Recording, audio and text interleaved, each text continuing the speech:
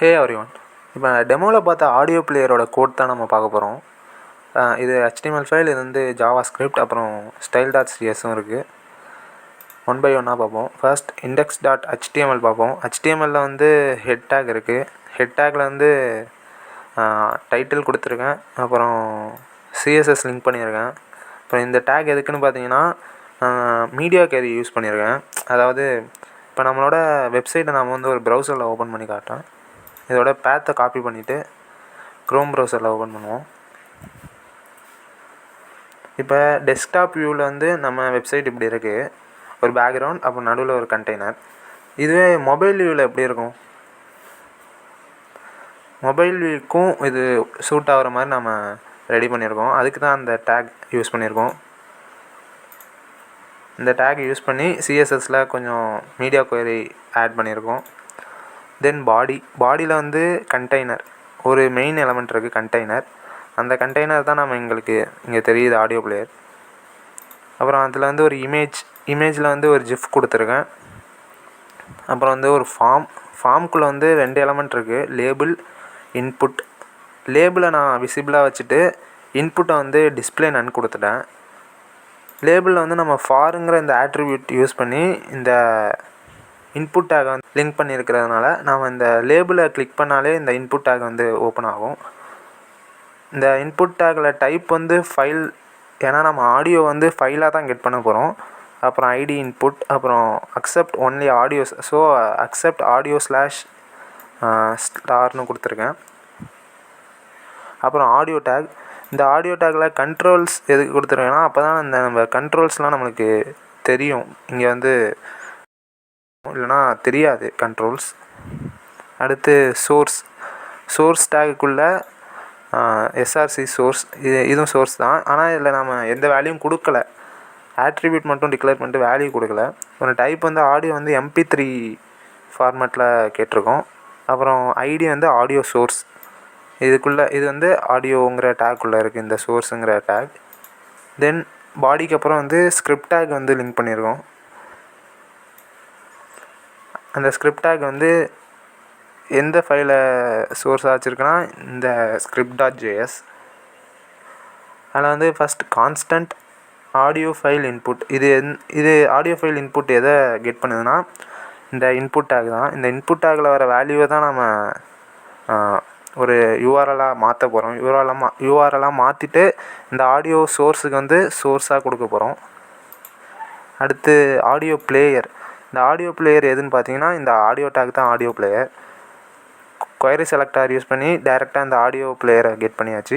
அடுத்து audio source, இந்த சோர்ஸுங்கிற டேக் தான் ஆடியோ சோர்ஸ்.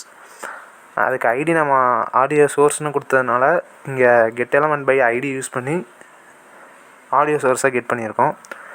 நெக்ஸ்ட் வந்து லேபிள் எதுக்கு கெட் பண்ணோன்னு பார்த்தீங்கன்னா நாம் இப்போ இங்கே சூஸ் த ஆடியோன்னு இருக்குது லேபிளில். இப்போ நம்ம ஆடியோவை சூஸ் பண்ணதுக்கப்புறம் அந்த ஆடியோவோட நேம் வந்து இங்கே ஷோ ஆகணும், அதுக்காக லேபிளை கெட் பண்ணியிருக்கோம். அப்புறம் வந்து ஆடியோ ஃபைல் இன்புட், அதாவது இந்த இன்புட் டேக்கில் ஏதாச்சும் வேல்யூ சேஞ்ச் ஆனதுன்னா, அதாவது வேல்யூ ஏதாச்சும் வந்ததுன்னா இந்த ஃபங்க்ஷன்லாம் நடக்கும். இந்த ஃபங்க்ஷனில் வந்து நம்ம ஈவெண்ட் பாஸ் பண்ணியிருக்கோம். அந்த ஈவெண்ட்டை வச்சு இந்த ஃபைலில் என்ன இருக்குதுன்னு பார்ப்போம்.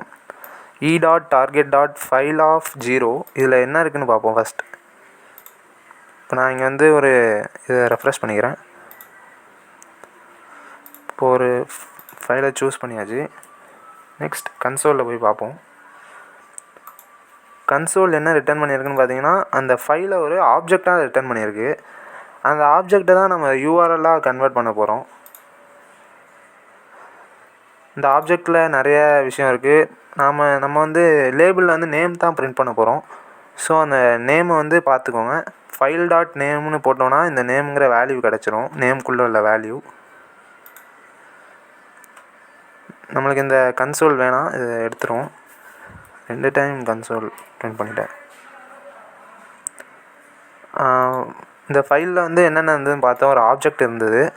நெக்ஸ்ட் அந்த ஆப்ஜெக்ட்லேருந்து நம்ம நேமை எடுத்து இந்த லேபிளில் வந்து பிரிண்ட் பண்ண போகிறோம்.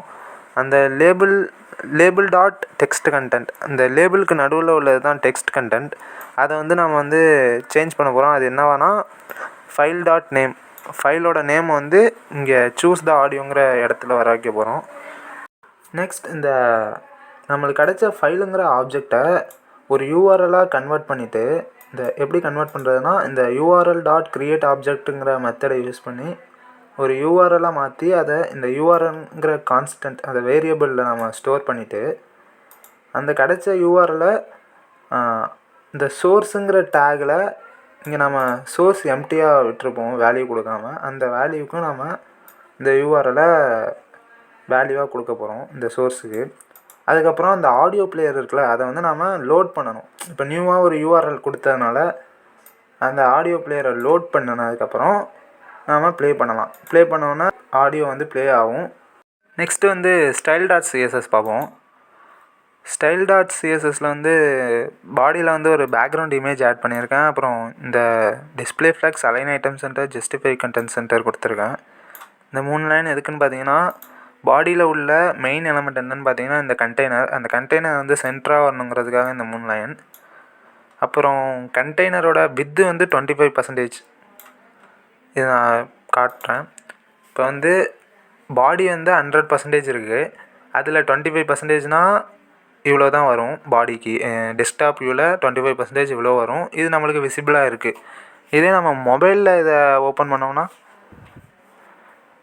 இதுதான் மொபைல் வியூ. இதில் வந்து இது கரெக்டாக இருக்கும். இதை பார்த்தீங்கன்னா ரொம்ப சின்னதாக இருக்குது. கரெக்டாக 25% இருக்குது. ஆனால் அது வந்து நம்மளுக்கு மொபைலில் பார்க்குறப்ப ரொம்ப ஒரு ரெஸ்பான்சிவாக இருக்காது பார்க்குறதுக்கு. பாருங்கள், இந்த இமேஜ்லாம் ரொம்ப சின்னதாக இருக்குது. லேபிள் ரொம்ப சுருங்கிட்டு, இந்த ஆடியோ பிளேயரில் கண்ட்ரோல்ஸே நம்ம கண்ணுக்கு தெரில. அதனால் நம்ம என்ன பண்ணோன்னா, இந்த ஸ்க்ரீன் சைஸுக்கு வர 480க்குள்ளே வரப்போ இதோட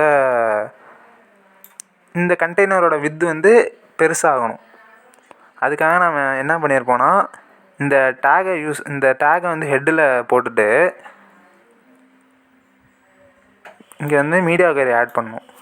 இந்த கமெண்ட் பண்ண மீடியா கொரியை நான் எடுத்துடுறேன். இங்கே என்ன பண்ணியிருக்கோன்னா, அட் மீடியா மேக்ஸிமம் வித்து 480, 400 பிக்சலுக்கு மேலே இருக்கிறப்ப மேலே உள்ள அந்த 25%ங்கிற வித்து அப்ளை ஆகும். 400 பிக்சலுக்குள்ளே வந்ததுக்கப்புறம் கண்டெய்னரோட வித்து வந்து 90% ஆகிடும். இப்போ நான் ரெஃப்ரெஷ் பண்ணோன்னா பார்த்தீங்கன்னா, இப்போ பார்த்தீங்கன்னா மொபைல் வியூவில் ரொம்ப கரெக்டாக இருக்குது.